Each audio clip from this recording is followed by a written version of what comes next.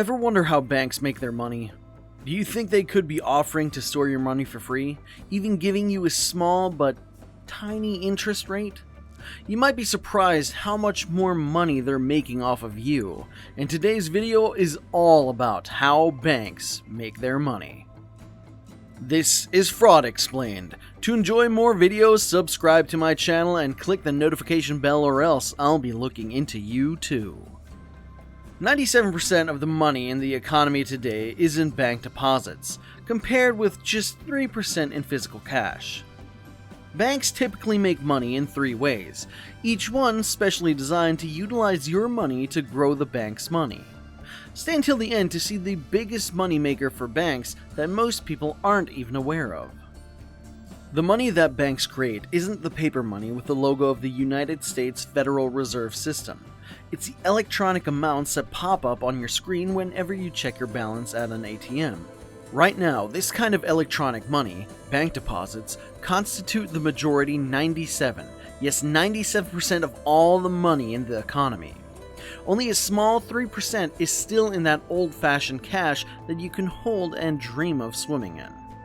Banks can create money through the intricate accounting used in the loans they so generously offer to the customers. Imagine your bank account's balances as accounting entries in the bank's computers that serve as an official IOU from your bank to you.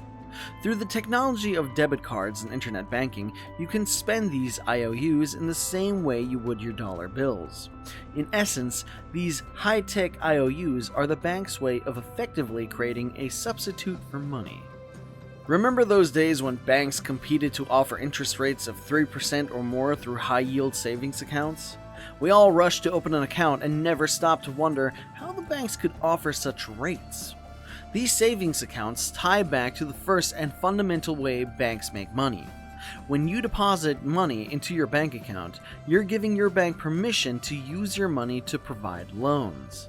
While you're contently earning your 3% interest rate, your bank loans your money out to borrowers in exchange for a hefty compounding interest rate. Think mortgages, student loans, car loans, credit cards, etc. That 3% you're enjoying is a small amount compared with the money the bank collects off the interest paid by borrowers. The large difference between your interest rate as a depositor and the bank's interest rate as a loan provider is the bank's profit. Remember, banks are just like other businesses, whose products just happen to be money, in the form of loans, certificates of deposits, and other financial products. This money that the bank makes is considered the net interest margin. Put simply, the difference between how much the bank earns on their loans versus what they pay back to customers. For example, you currently have an emergency fund of $10,000 in a high-yield savings account that pays 1.5% annual percentage yield, or APY. The bank then pools your $10,000 with other customers' money to come up with someone's $100,000 mortgage. This $100,000 comes with strings attached for the borrower, an annual percentage rate, or APR. Loan interest rates depend on both the number of people who want to borrow and the amount of money the bank has available to lend. The amount available to lend depends on the reserve requirements set by the Federal Reserve Board and the funds rate, which is the interest rate that banks charge each other for short-term loans to meet their reserve requirements. To visualize, you can get a 30-year fixed-rate loan for a 4% APR on that $100,000.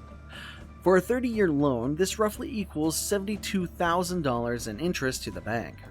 A small part of that earned interest will go to the depositors' checkings and saving accounts, and the larger part is the bank's net investment margin used for operations, growth, other investments, and of course, profit. Your $10,000 may have earned you $150 in a year's time, but the bank earned hundreds of thousands more from the interest on loans made possible with your money. Now, picture this process repeated with millions of banking customers and billions of dollars. There are all sorts of loans for varying interest rates. A popular one is credit cards. Whenever people leave a balance to be paid in their credit account, they are charged interest. The APR that people pay for credit cards can range anywhere from 0 to a sky high of 25%. The interest your bank earns on these unpaid credit cards is another example of banks loaning out customers' deposits, earning money on those deposits, paying some of that money back to customers' checkings and savings accounts, and pocketing the rest. Banks justify these interest rates by saying that loaning money is also inherently risky, and they'll never really know if they'll get the money back. Therefore, the riskier the loan, the higher the interest rate the bank charges. On the borrower's side, paying interest may not seem to be the wisest financial move, but it can be a small price to pay for using someone else's money. If we had to save all the money for buying a house, we would be saving until retirement. Historically, banking used to be heavily regulated, and the joke was that it was a 363 business. Borrow money at 3%, lend it at 6%, and be at the golf course by 3 p.m. Then came the wave of deregulation, beginning in the late 70s, that allowed Main Street companies to borrow from the bond markets more cheaply than from banks. This took market share from banks, so they pivoted to create new retail consumer products, such as interest-bearing checking accounts, credit cards, money market accounts, home equity loans, student loans, and etc. Though profitable, these new products were also complicated, keeping bankers busy well past 3 p.m. Also, with deregulation, the banks grew even bigger by acquiring smaller banks, with the goal of providing more loans. They also discovered the easiest money-making method, which I'll discuss at the end of this video, so stay tuned. The second way banks make money happens whenever you use a credit or debit card to make a purchase at a store. With this, the store usually has to pay what's called an interchange fee that mostly goes to your bank and partially to the store's bank, supposedly to cover the cost of handling credit and debit transactions. These interchange fee rates are set by credit card companies and can vary by provider. The basic structure is it's a percentage of the transactions plus a flat rate.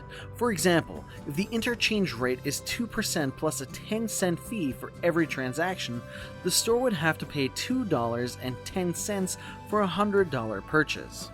The store gets $97.90, while the other $2.10 goes to paying the interchange fee for the bank that provided you the credit card.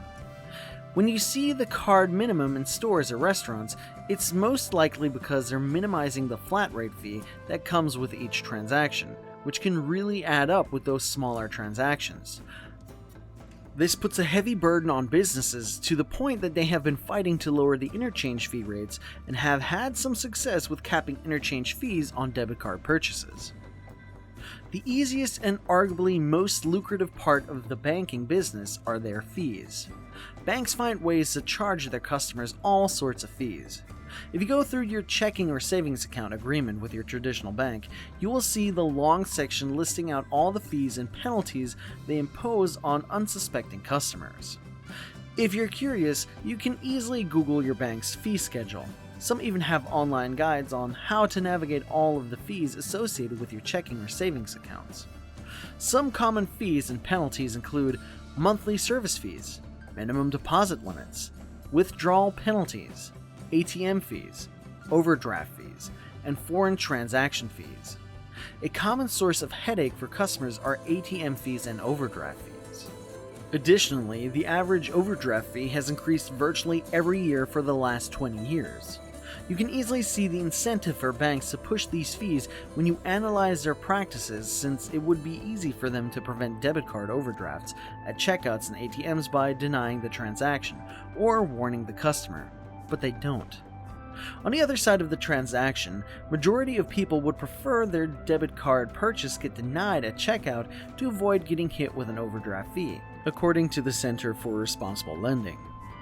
Another one is account fees for maintaining purposes of checking accounts, investment accounts, and credit cards, even though maintaining these accounts costs banks relatively little. On top of that, banks derive pleasure in slapping a penalty fee on customers' mishaps, or a check written for an amount that was 1 penny over what you had in your checking account. Whatever it may be, expect to pay a late fee or an outrageous overdraft fee of between $25 to $40. That's just plain disadvantageous to customers, but the banks are having a grand old time. Another source of enjoyment for them is commissions from their investment divisions that often function as full-service brokerages with commission fees for making trades that are higher than most discount brokers. As if those weren't enough, there are also application fees. Whenever a prospective borrower applies for a loan, especially a home loan, many banks charge a loan origination or application fee. This amount can even be slightly included in the principal of your loan, which means you'll pay interest on it too. So if your loan application fee is $100 and your bank rolls into a 30-year mortgage at 5% APR, you'll pay $94.40 in the interest just for that $100 fee. Don't lose hope, because the good news is there are still plenty of choices out there to help you manage your money. The tricky part is figuring out the best fit. Don't be afraid to shop around and do your research before committing. Even if they offer you a free account, that bank will be making a lot of money from your deposits, so you deserve the institution that feels right to you. Which banks do you recommend that's not out to get every last cent from you? Or are they all like that? Let us know in the comments down below, and I will be responding to all comments in the first hour. Not many notice how much we're paying for banks, much like we don't notice the prices we pay on our everyday goods. You might be surprised to know that some of your daily staples are some of the world's most overpriced, and I discuss in my other video, World's Most Overpriced Commodities. You should check it out. Stay tuned and stay educated.